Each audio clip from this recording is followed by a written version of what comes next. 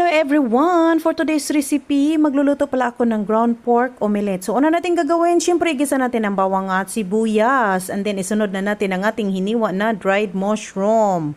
And then, haluin lang natin siya at pwede na nating isunod ang ating ground pork. Oo, ground pork.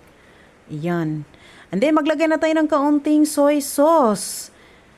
Haluin lang natin at kapag mag-light brown na ang kanyang kulay, kagaya niyan, pwede na tayong maglagay ng ating mga pampalasa, sekreto ng masa, charot.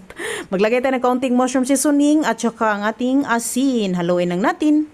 Kapag maluto na ang ating ground pork, so pwede na natin siyang i-transfer sa malinis na lalagyan and then ihanda na natin ang ating binatil na itlog.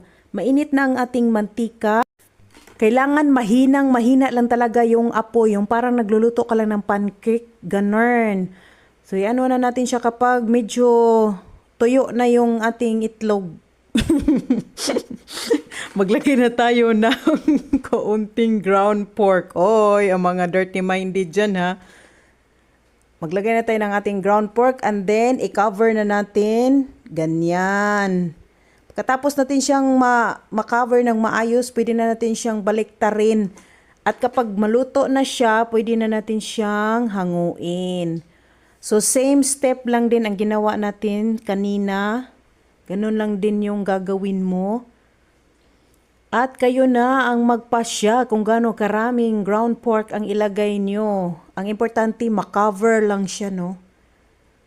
Ayan.